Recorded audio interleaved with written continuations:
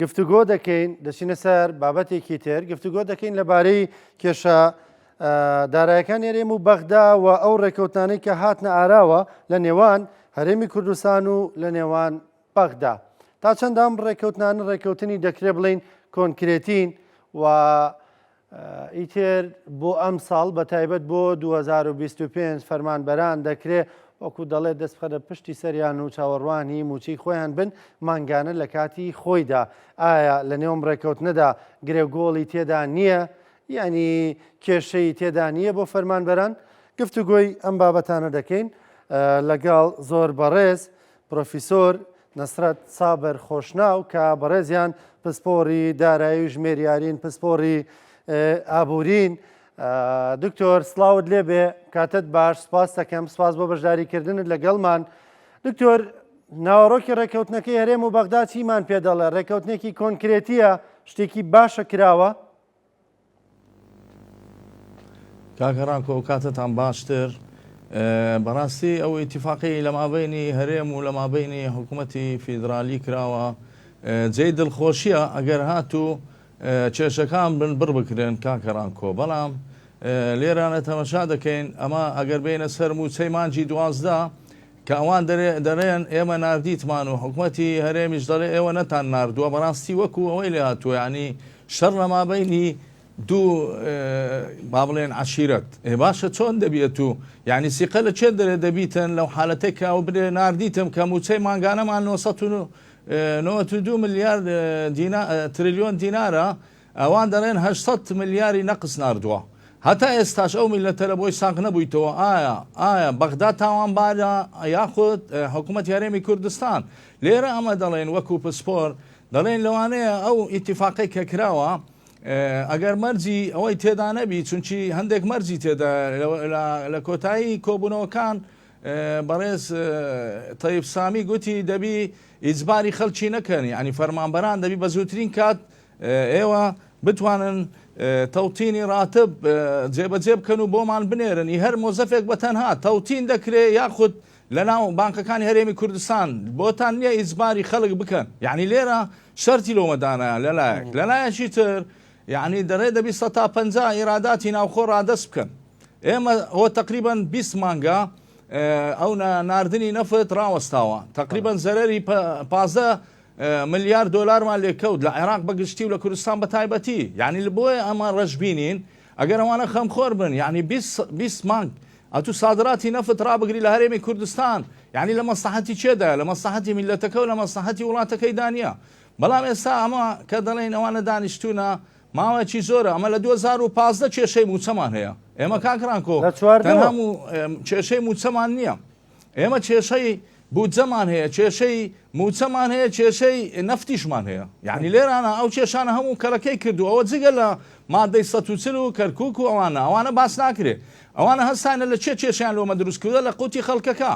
لێرانە ئەمە زۆر جار هەیە دەڵێن کاکە ما 2025 کێشەکان تەواو چارەسەر کرا بەڵام ئەوەی ئەمن لەو باوەڕێدام بە تەواوی چارەسەر ناکرێت لەبەرەوەی کێشە دروست دەکەنەوە دیسانەوە حەزمانەی کە باڵا دەستن بۆ نمونە ئەمڕۆ یعنی باوەڕ بکە لە ئەنجومەنی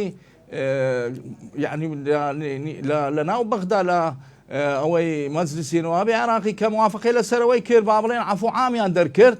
ئەمڕۆ کێشەیان دروست کرد نوری مالیکی لەسەرەوەی دەڵێ نابی عەفو عام بدرێ یعنی تەمەشاکە ئیلغای کردەوە لە محکەمەی فیدرالی ئیلغای عەفو عامەکەی کردەوە لێرە ئەو زارێ هەستانە جەماعەتی سونە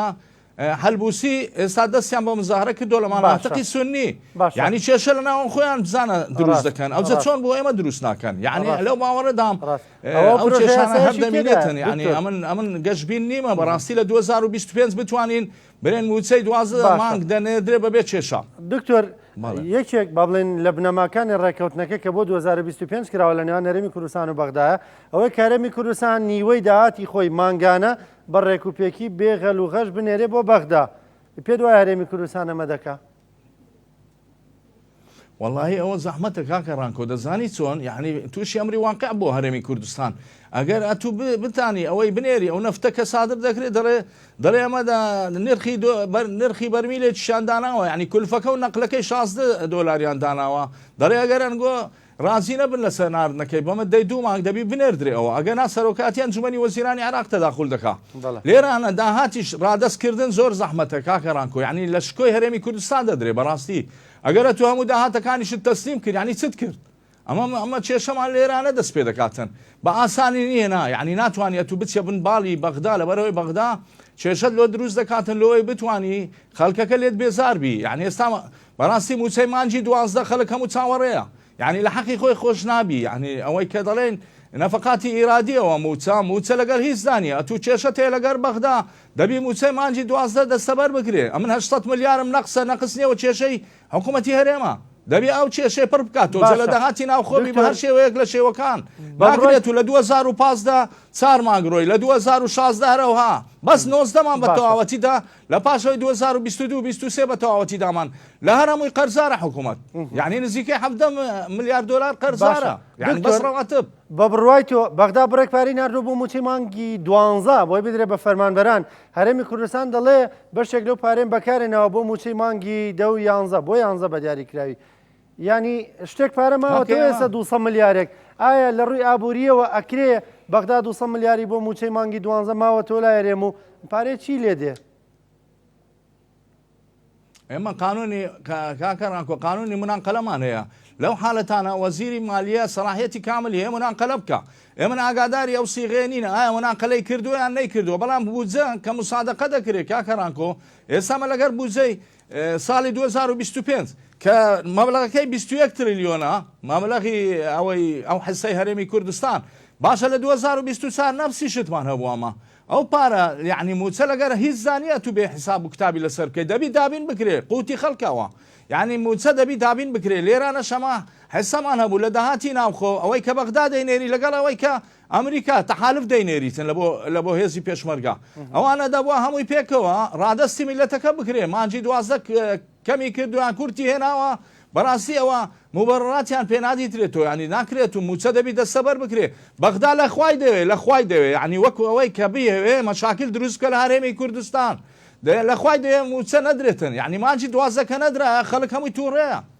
ئەتو تەمەشاکەەوە مانگرتنە لە سلێمانی یعنی دەبی ئەوانە لایانی پەیوەنددارن خاستن ئەو دوو باڵی کە حکوومەتی هەرێمی کوردستانە لە دەست بووە ئەوانە دەبی خۆیان بدەنە بەرەو کێشەی دەبی مانجی 12 هێمال نەکرێ وەکو 2015 ئێمە لەو سەردەمەی ڕۆیشتینە تو بتانی پاشەکەوتی موچە بکەیت ئەتو نابی بگەڕێەوە دواوە ئەتو دەبی ئێستا ڕەفاهیەت بگەڕێنیەوە ناو میلەتەکەی ڕەفاهیەت بگەڕێنەوە ناو هەرێمی کوردستان تاکو بتوانانی سیقە بگەڕێنیەوە بۆ میلەتەکەت ئەتو مانجی 12 هێمال بکەیت خەڵک یعنی قسەمان پێ دەرێ بەڕاستی یعنی تۆ ئومێدت بە دابشکردنی موچەی مانگی 12 ماوە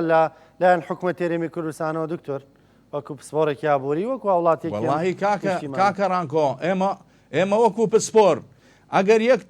تۆز جەرگسۆزی ئەو میلەتە بن دەبی هەر چۆنێک بێ خۆیان قەرزات بکەنەوە خودی خۆیان دەبی موچەکەی ڕادەستی ئەو میلەتەی بکەن بەغدا دەڵێ من ناردوومە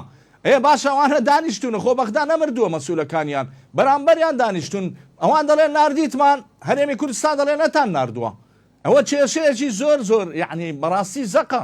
ئەمە ئەگەر تەداخل بکەین ئێمە وەکو پسپۆر لەوانەیە بزانین چێ تاوانباری یەکەمە لەم کێشەیە کاکە ناکرێت تو خەڵک باوە تێ بگەی بڵێ ئەو بڵێ نەم ناردووە بڵێ ناردوومە ئەوانە هەمووی تیمی هونەریان هەبووە لە وەزارەتی مالیەی هەرێمی کوردستان خۆ خەڵکی ئەوە نەچۆ برین ئیقناعیان بکەن بە هەوەنتا بۆ جوابیان نادەنەوە با هەرێمی کوردستان میلەتەکە مێنترە لەکنەوەن با میلەتەکەی وا تێ بگەین کە بزانن چێ تاوان بە چێ پارەکەی نەناردووە ئێستا ئێمە قەناعەتمان بۆ دروست نەبووە کە ناردراوە یاخود نەناردراوە بابە ئێمە پسپۆرین دەڵێ بڕێکی نردووە 450 ملیارێکە پێما بێت نردوێتی بەغدا بەڵام دەڵێ من ئەمە 200 و شتێکی ملیاریم لێ بەکارێنەوە بۆ موچی مانگی 11 ئێستەوەی کە ماوە 200 ملیار و قسوورێکە ینی کاگرانکۆ بەڵێ ئەمە با دەستمان لە بەغدا شوشت یا تو دەڵێ سیقەتماوە مانجی 12 بدرێ کەواتە ئێمە لایەنی پەیوەندا لە وەزارەتی دارایی حکوومەتی هەرێمی کوردستان کاکرانکۆ لە وەزارەتی دارایی حکوومەتی هەرێمی کوردستان دەبی ئەوان زۆر چاک بزانن 100% بەغدا مانجی 12 تەواو نانێری کە نانێری باشە میلەتەکەی خۆت خۆبەرە لا ناکەیت تو دەبی بنێری کاکە تو حکوومەتی هەرێمی کوردستانی خۆوان حکوومەتی هەرێم نینە دەبی تەواوی بکە ئەگەر 800 ملیاری نەقسە دەبی تەواوی بکە بە هەردوو حەزبی باڵا دەست لە داهاتەکانی ناوخۆ هەر چۆنێک بی دەبی تەواوی بکاتن ناکرێ مانجی دوازدەش پاشەکەوت بکە باوەڕ بکە پەیوەندی نێوان میلەت و حکومەت زیاتر دوور دەکەویتەوە یعنی لە زەرێن حکومەت هێرێمی کوردستانیش تەواو دەبێگەرەوە بکەن مانگە بڕوە مانگەکە نەڕوە ناکرێ ئەوە ناکرێ ئەمڕۆ لە موچەی خانەنشینان بە تایبەت ئەوانەی کە موچەیان وەختی خۆی کەمتر بوو لە 500,000 220,000 وەرەگر 300,000 وەرەگر کە موچەکانیان ناوتا کرا لەگەڵ بەغدا بوو بە 500,000 ئەوانەی خۆیان لە ژیاندابوون 100,000 دەرماڵیان وەردەگرت ئەمڕۆ خانەنشینان و 100,000 لێ بڕاوە لەگەڵ لە دوای ئەم ڕێکەوتنە ینی 100,000 لێ بڕاوە ئێستا تەنها 500,000 وەرەگرن بەڵێ کاکە ڕانکۆ ئێمە دەبی لەگەر ئەو بڕیارانەی محکمەی فیدرالی بڕۆین محکمەی فیدرالی بوو یعنی ئێستا لەسەر ئەو میلەتی عێراق بە کاملی بە جوابات لەگەر هەرێمی کوردستان ئەگەر بڕابی و نەبڕابی ئێستا ئێمە کەوتوینە ژێر بڕیارەکانی حکومەتی فیدرالی دەبی لەگە بڕیارەکانی ئەوان بڕۆین ناتوانین لەسەرەوان تەجاوز باشە دکتۆر پێشتر تێبینی دەبوو لەسەر وەفدانەی کە دەچنە بەغدا دەدوت شارەزانین ئەگەرنا یعنی چۆن ملیار و ملیۆن لێک جیا ناکەنەوە چۆن نازانن ینی مەوازنە ڕێکخان ئێستا لەم وەفدەیان ڕازی بووی وەفدێکی ورد و شارەزا وەکو دەڵێ قیت و خۆسوونە بەغدا و بەدەستکەوتەوە هاتنەوەکو خۆیان دەڵێن بڕوام کە کاکە ڕانکۆ دەرێن بە یعنی لە کوردی دەرەتیفی سەر هەوراز بەڕووی خۆمان دەکەویتەوە ئەوانە هەمویان یعنی هەمویان کوردن و لە خۆمانن یعنی ناکرێمە قسەیان پێ بڵێن بەڵام بەڕاستی ناوی بالێنە نین تیمی هوەری ئەگەر تیمی هوەری بن دەبی فەنانیش بن بەڕاستی یعنی دەزانی چەند هەفتە لە گژی بوون هەتا بەڕێز کاک نێچیروان بارزانی بەڕاستی سەردانەکەی ئەویش باش بوو یعنی سەردانی سەرۆکی ئەنجومەنی وەزیرانی کرد و سەردانی ئەو جیەتەکانی کردوانی باڵادەستن لە حکوومەتی عێراقی فدرال ئەو سەردانە باشتر بوو بڕێک توانی چارەسەرەکەی بڕێک خێراتر بکە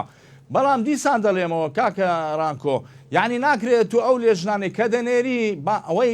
توانای ئقناعکردنیان نەبی یعنی دادەنیشی لەگە وەزیری مالیای عێراق بەڕێز تەیب سامی دەبی خەڵکێک بنێری زیاتر لەوی زیرەکتر بێت و تا بتوانانی قەناعەتی بۆ دروستکە ئێستاش قەناعەتی بۆ دروست نەبووە مەشاکل ئێوە مالۆ دروست دەکات دەڵێ حیساباتی هەر فەرمانبەرێک دەبی بە زیالۆمان بنێرن ئەو زەبەکەیفی خۆشیتی فەرمانبەر چ لە ئەوەی تەوتین چ لە بانکەکانی هەرێمی کوردستان ناکرێت ئیزباریان بکەن باشە کەسێک لەوێ نییە ینی بتوانانی قناعی بکە نەتانی ئەو قسانە لەگەر هەرێمی کوردستان بکە ئەوە مەرجە بۆی داناوە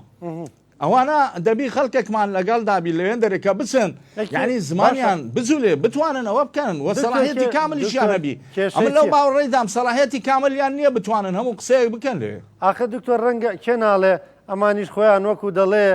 کە بارەکە و زۆر جوان نەبوو ناتوانانی زۆر دەنگیش هەڵبڕی کێناڵێ واش نییە بۆیە لەوێ ناتوانن زۆر بە باشی دەنگ هەڵبڕن والله کاکڕانکۆ یعنی ئەمە ناوم بەوە ڕۆیشتووە دەڵێن دکتۆر نەسەد بەس نەقد دەگری واللهی نەقدەکانی من بەنایە واللهی مەسلحەتی ئەو وڵاتەم دێ مەسلحەتی کوردستان بە تایبەتی ئێمە دەمانێت یعنی شێشەکان نەبینێ لەگەر بەغدا و ئەمن جارەکیش گوتومە کاکە ئێستا حکومەت هێرەم دوو ئۆپشنی لە دەستا یان دەبی تەسلیمی ئیرادەی بەغدابی یان دەبی جیا ببینەوە کە جیا دەبیەوە ئەوە لایەنێکی سیاسی دەگریتەوە لەلایەنی سیاسی ئێمە ناتوانین تەداخل بکەین ئایا لە زەرری هەرێمی کوردستانەوە دەبی یاخودنا ئەگە ڕادەستکردنی داهاتی هەرێمی کوردستان واللهی ئەوە ئیهانەیە لە بۆ هەرێمی کوردستان مەجبوریشی ڕازی بی ئەتو هیچ موچەت پێدابین ناکرێت باشە کاکڕانکۆ ئەدی ئەوە موچەی واز دێبینە ئەدی لایەنەکانی تر کا ئیستثمار هەموو ڕاوەستایە لە هەرێمی کوردستان خۆ کێشەی ئێمە هەرەوە نییە وەرە بزانە کێشەی تەندروستیمان هەیە کێشەی وەزارەتی پەروەردەمان هەیە کێشەی وەزارەتی خوێندنی باڵامان هەیە باسی چیت بۆ بکەم تۆ دەڵێی دوو اختیارمان لەبەردەستە یان ڕادەستکردن بە بەغدا تەسلیم بوون بە بەغدا یان ئەوەی کە سربەخۆیی خۆمان ڕابگەێنین ینی بین لێرە تۆ خۆت پێشتر باسی ئەوەت کرد ئەو تا موچەی مانگی 12 بەغدا دەڵێ نردومە ئەگەر نیوەشی نردبێ هەرێم ینی بۆ ئەوەی تری ناخاتە سەری لانی کەم بۆی خەڵک دڵنیا بێ ئەگەر بەغداش پشتمان لێ بکات دەستمان لێ بشوە ئەم حکومەتە دەستمان لێ بەرنادا حکومەتی خۆمانە ئەو کە نەتوانێت یەک موچە تەکمیلە بکە لە ڕووی ئابووریەوە من لە تۆ دەپرسم دەتوانێت لە بەغدا بکشێتەوە و لێرە سەر بە خۆی ئابووری ڕاگەێنێ و ئەچی لەو خەڵکە دەکا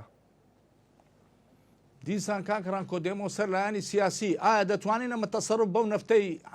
هەرێمی کوردستان بکەین ئەمە نەیەرە مەشاکیلمان لۆ دروست دەبی ئەگە نەفتەکەی کوردستان نەتوانین تەسەڕف پێ بکەین هیچمان پێ ناکرێ بە داهاتەکانی دی ئێمە زۆر لە پاشین یعنی دەبووە ئەمە لە ساڵی 91ەوە اعتیمادمان لەسەر داهاتی ناوخۆ بکردبە تازە ئەمە زۆر دواکەوتوین ناتوانین پێڕا ناگەین ئیلا دەبی ئەمە داهاتی نەفت یەکەم ئەوە بی کامە اعتیمادی لەسەر بکەین لێ ناگەڕێ ئەتو صادراتمانەوە چەند لە مێژە ڕاوەستاوە دەست نەبوو دکتۆر باشە ئەگەر هەرێمی کوردستان بتوانانی تەسەڕف پێ بکە بەڵێ دکتۆر ئەداتی نوتمان لە دەست نەبوو داهاتی نوتیشمان لە دەست بوو خۆ خەڵک ڕوبع موچەیەک چۆڕە موچەیەک کۆمەڵە دەستەواژەیان ناونا بۆ مانگیان و پاشەکەوتە مانگە ڕوبع موچە مانگیاندە چۆڕە موچە یعنی ئەوە خۆ داهاتی نوتیشمان لە دەستدا بوو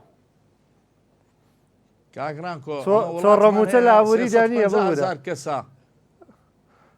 بەڵێ وڵاتمان هەیە کاکران کۆ 350,000 کەسە نەفتیان نییە وڵاتانکانمان هەیە زۆر نمونەمان هەیە تەنها لەسەر داهاتی ناوخۆ دەژێن وەڵاهی سەحرایە ئەمە دەتوانین بەڵام ئایا بەجێمان دەکەن کە بزانین ئەو داهاتانە کە دەبی اعتیمادی کولیان لەسەر بکەین وەردین هەندی باس بکەین لە 2003ەوە کاکە سێکتەری کشت و کاڵ ئیهمالیان کرد کاکە سێکتەری گەشت و گوزار ئیهمالیان کرد پیشە سازی ئێمە بەس گولە بە ڕۆژە سۆر دەکەینەوە نانی تیریش دروست دەکەین نەیان هێشت باوەڕ بکە ئێمە ماچون تەماتەمان هەیە تەسەوەر کە بەغدا لێ ماوەڕ دەگری لە هەرێمی کوردستان نافرۆشرێت داهاتی ناوخۆ وەمان نەکرد ئیشمان لەسەرەوەی نەکرد هەتا بەغدا لێمان بترسێ یعنی وابی وە بکە لێ نەگەڕێ ئەمە جیاواز ببینەوە ئێستا دەرە بڕۆ لەوانەیە حڕیەتی کاملیشمان دەداتێت دەرە بڕۆ بە خۆتان ئیش بکەن هیچمان پێ ناکرێمە لەو حالەتە باشە دکتۆر پێ دوایەمە داهاتمان نییە یان داهاتمان هەیە و دیار نییە کاکە ڕانکۆ داهات دەبی دەستەبەر بکرێ ئەمە زۆر جار قسەمان لەسەر و بابەتانە کردیە ئەومان بەعانەی کە داهاتی لێ پەیدا دەبی زۆرن ناکرێ من لە 20 دقەیەکە من بیژمێرم بەڵام بینە ئەمە دەینووسینەوە ئەو شوێنانە کە داهاتی لێ دێتە دەرەوە اعتیمادی کولیشی لەسەر بکەی زۆرە لە هەرێمی کوردستان یعنی بەڕاستی هەرێمی کوردستان بە پیت و بەرەکەتە بەڵام وەکو جاری پێشتر گوتم غەزەبە ئێمە دەومان لە ناو داهاتی نەفت ناوە ملمان لە بە ملی بەغدا ناوە بەڕاستی ئێدە بە فکرێ بکەنەوە بابزانین ئۆپشنی دووەم بە تەجروبە بکەین بکشێنەوە کاکە بکشێنەوە لە بەغدا بەڕاستی مطمئن بە کاکڕانکۆ مطمئن بە 2025 مەشاکلی دارایی دیسان دەست پێ دەکاتەوە ئەو ئامن قسەم کرد دەست پێکاتەوە بەڵێ دەست پێ دەکاتەوە دەست بڵاوی ئەمن هیچ ئەوە منە ینی بڵێن هەندە کەسێ لە خۆی دەڵێ سەتانەوە هەت لەوانەیە بینێری نەخێر ئەمن 100 دەڵێم کێشە دەست پێ دەکاتەوە هەتە ساحەبی ئەوە حزامانەی بەغدا بین کێشەت لێ دروست دەکەوە خۆ بە خۆیان کێشیان لێ دروست بووە لەسەر لێبوردنی گشتی دەبزانەوە مزاهرات دەستی پێکردە لە مانتیقەی سونەکان یعنی سوێنێ بۆ ئەمە چۆن کێشە دروست ناکەن ئەوە داراییە ئەوە قوتی خەڵکە وات لێ دەکات بە قوتی خەڵک بتکوژی یانێ و چۆڕە موچێش کە خەڵک وەری یەگرێبێ دەستی پێوە بگرێن نەی خواتەنە پێویستیەکانی لێ بکرێت کەواتە بازار ناجوڵێتەوە ئەرێ وەڵڵاهی کاکەڕانکۆ ئەمە ڕژبین نیمە بەو نەوعەیە بڵێم خەڵک بترسێنم بەڵام دۆخەکە وا دەخوازی مەشاکلی عالەمیمان هەیە مەشاکلی ئیقلیمیمان هەیە مەشاکلی هەرێمی کوردستانمان هەیە هەر لە ناو خۆمان یەک دەنگنین لە ناو خۆمان عەرەب چۆن لەگەڵەمە ڕێک دەکەوی یەک دەنگنین بەس قسەیەوە قسەی سەرزارە چییە یەک دەنگنین ئێمە بەیوایەوەی کە یەک دەنگ بین وەفدەکەشمان وەفدێکی یەکدەنگ پێنج کاکە ڕانکۆ ئێمە بەخۆمان 5 میلیۆنین بە هەموو شتەوە شەو ڕۆژ 5 میلیۆنینەوە باشە ئەتوو کێشەی 5 میلیۆنت پێ یعنی نمونەی ئۆکرانیا دەینم نمونەی ئۆکرانیا 46 میلیۆنە ئێستا سیاحیان هەیە ئێستا لەو شەڕە گەشت و گوزاریان دایمەن دەگەشێنەوە وەڵڵا یعنی باشە تو ئێستا من نەشەڕمان هەیە سای سەری پێشمەرگە و سەری ئاسای ژێرم دەست لە ئاژنۆ ڕاوەستاینە تەنها میلەتیان والێ کردووە کاکە بەغدا پارەمان ناداتێ بەغدا کێشەمان لۆ دروست دەکا کاکە ئەمە پسپۆرین وەرە ڕێگاکانی تر بگرە بەر بە یاسای نێودەوڵەتی ئەوە عەقدەیان تەوقیع کردووە لە مابەینی هەرێمی کوردستان و بەغدا چەند قونسوڵێک دانیشتوونە چەند نوێنەرێکی حکوومەتی لەوێ بووینە کاکە ئەوە عەقدەکی نێودەوڵەتی نییە مزەکەرەی تەفاهم ئەوها ناکرێ ومە متحیدە دەبی یەک تەرەف بایە لەگەریان بزانی کاکە نەکو پاشگەز ببنەوە و 100% پاشگەز دەبنەوە لەبەرەوەی مەشاکل دروست دەبی ئەو داهات تەسلیم کردن ئەو نەفتە بە ئاسانی بڕوە ئاسان نییە کاکە ڕانکۆ یعنی وەکو گوتم لە شکۆی هەرێمی کوردستان دەدەن هەرێمی کوردستان ما حکومەتی هەرێمی کوردستان نەتوانێت تەسەڕوف بە نەفتەکەی بکە یعنی چمان کرد هیچمان نەکرد دۆنی گای لە گای دەدەینەوە. سپاس دەکەم دکتۆر، سپاس کە بەشداریت کرد لەگەڵمان، سپاس بۆ ڕوونکردنەوەکانت، سپاس دەکەم. هیوادارین کام جارە بەرنامەمان کردەوە نەڵێم دکتۆر ئەوە قسەکەی تۆ وەک خۆی دەرچوو پابەند نەبوون بە ڕێکەوتنەکانەوە، لانی کەم لەبەر خەڵک بۆی کام 12 مانگە بتوانێت موچەی خۆی وەربگرێت. خۆشەویستان